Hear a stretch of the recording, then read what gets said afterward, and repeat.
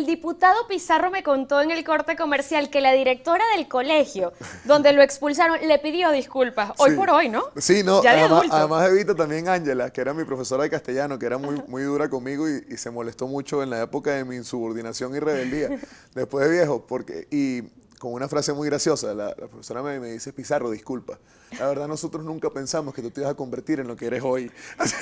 No dabas indicios. No. No se podía prever que te ibas a convertir es que en esto. yo era muy radical de adolescente. Pero es que eras rockero, me voy a detener aquí, porque yo quería que me hablaras de la metamorfosis que sufre una persona que pasa del rock a la política, ¿no? De la música a la política. Lo único, han cambiado como 2 o 3 cosas. La verdad es que yo no he cambiado mucho. Yo dejé de usar cresta. Yo tenía una cresta antes, un moicano, durante mucho tiempo de mi vida. En mi época de dirigente estudiantil, cuando yo inicié, yo todavía tenía, digamos, una estética mucho más punqueta, mucho más... Con el tiempo uno madura a veces, digamos, no estéticamente por formas obligadas, pero uno tiene que con el tiempo también entender los roles que uno ocupa. Pero te confieso además que busqué en las redes sociales un video de tu época de músico en la agrupación Columpio y veía a todos los músicos y me preguntaba, ¿él está ahí? No puede ser, ¿no es él? Además no te tenía ni reconocía. barba, claro. Yo decía, no puede ser este, en verdad. Muy distante, ¿no? Muy distinto. Diferente, pero todavía tengo la misma camisa. A lo mejor es el caparazón, a lo mejor por dentro hay algo de no, eso. Y en los brazos y en las manos. Los tatuajes están, ya me vas a contar esa historia. Yo he ido sumándole cada día más. Al final nosotros teníamos un grupo Columpio, era como un cacerolazo de 1 minuto, pero nosotros la verdad lo que nos dedicábamos era a echar muchos discursos. Nosotros, ese video que está en internet es de un concierto en el Museo Garrido. Correcto. Y empezó el concierto, además me acuerdo que ese día invité a mi mamá al concierto, y cuando mi mamá llegó, y yo cuando estábamos tocando todo el mundo se daba vueltas y se empujaban y se daban golpes, como a la 6ª canción mi mamá se asoma por un lado y me dice, hijo, yo me voy. Soy tu mamá, pero me voy. Yo te quiero mucho, pero yo me voy. Tú tranquilo, haz lo que tú tengas que hacer. Gracias por invitarme. Bonito conjunto el tuyo. Y se fue. Y la verdad es que para nosotros el tema de la música era un tema más del discurso, ¿no? Yo era el encargado de hacer los discursos por razones obvias.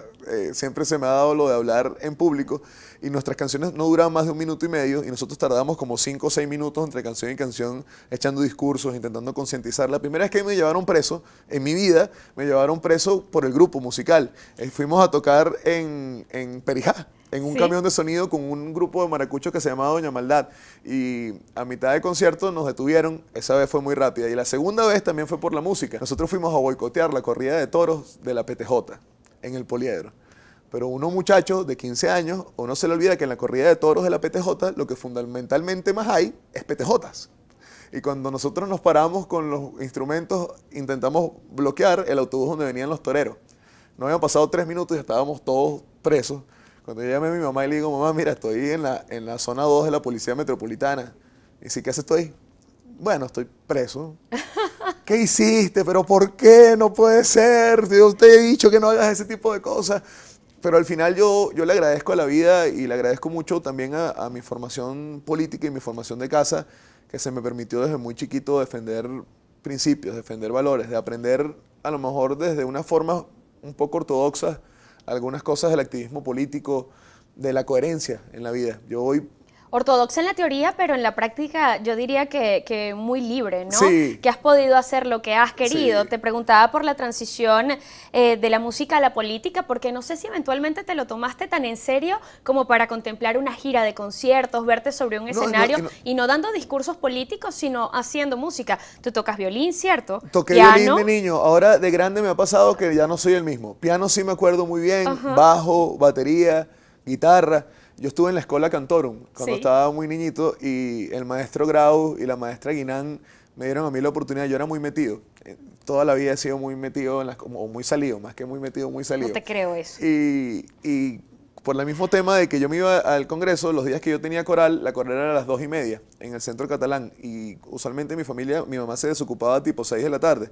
Y a mí me daba fastidio irme hasta el Congreso y yo me quedaba ahí. Entonces tenía la clase de canto y después me metía a lo que fuera que estuvieran enseñando. Yo tuve la oportunidad de cantar en el Carmina Burana del Teresa Carreño cuando yo tenía como 12 años por metiche, porque yo no tenía nada que ver con esa coral, pero como yo me metí para todos los ensayos, al final me dieron de premio la oportunidad de cantar en el Teresa Carreño.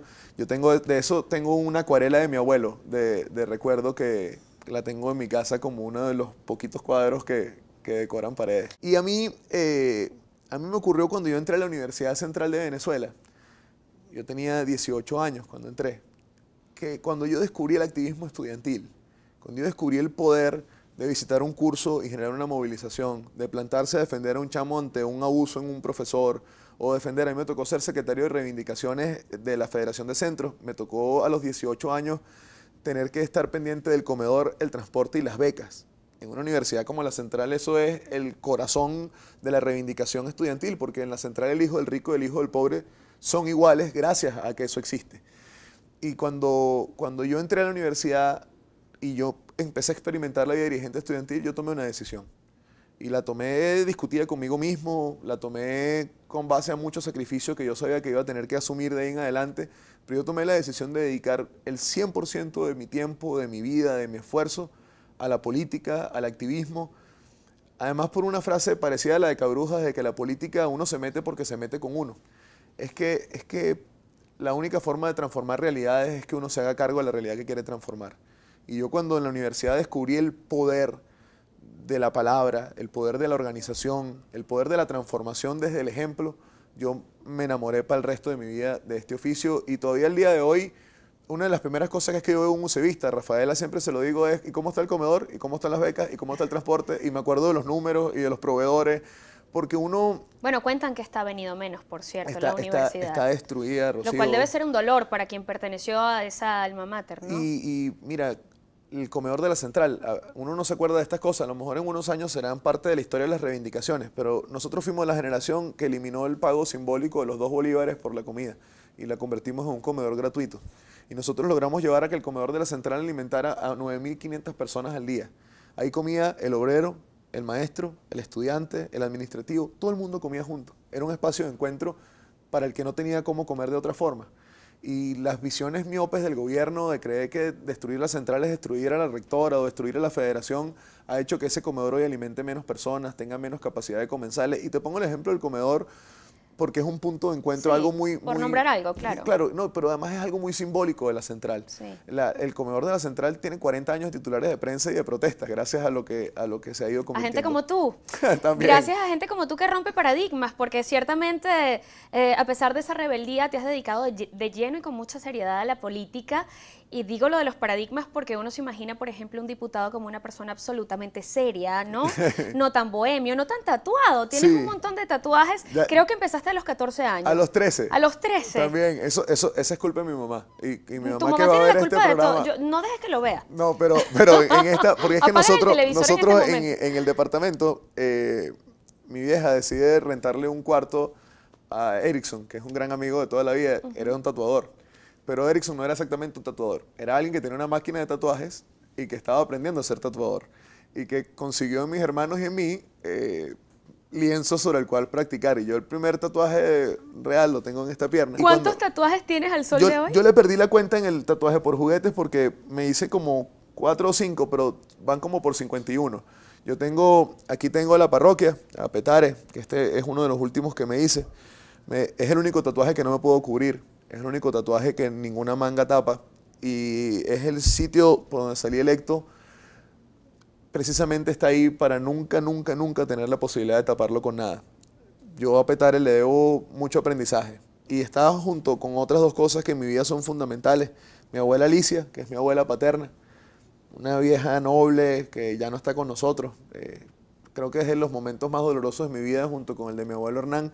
Y a mi abuela Carmen, que está viva y que es un toro que todavía sale y hace mercado y que aunque está enfermita, cada vez que me ve lo único que hace es apretarme la mano dura y darme un beso en la frente y me dice, tú sabes cuidarte, yo estoy aquí nada más para que tú sepas que yo estoy aquí. Y esos valores familiares están a flor de piel y hablan de la Venezuela bonita, la Venezuela de verdad, que te agradezco que traigas de regreso esta noche en una entrevista, aunque sea por un ratito, porque nos hace falta no perderla de vista. No sé si todavía cantas, aunque sea en la ducha, mira, aunque sea en íntimo, aunque sea para ir al corte, porque ya nos toca. Lo que más hago es tocar algunos instrumentos. Yo tengo unos pads de batería con los que dreno un poquito del estrés y de las cargas de uno.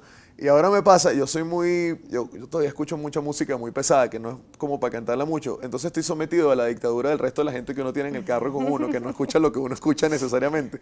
Y lo que me pasa es que me termino cantando los jingles y las campañas publicitarias y un montón de cosas que son como medio pegajosas. Y me ha pasado con esta, no me acuerdo el nombre de la canción, pana. A ver, la de Despacito, que a mí no me gusta, que es una de esas canciones que me parece que aparece en todos lados cuando uno no quiere. Me he visto yo en 2 o 3 oportunidades que termino tararara. Bueno, ahí al menos lo intentó Miguel Pizarrón. Íntimo es nuestra etiqueta de esta noche. Vamos a una pausa y luego más. Todavía nos queda programa. Uno de mis motores fundamentales, una de mis razones primordiales por las que yo hago todo lo que yo hago, es que yo sueño con tener una familia aquí. Yo sueño con tener a mi hijo, con tener a mi pareja, con tener mi hogar.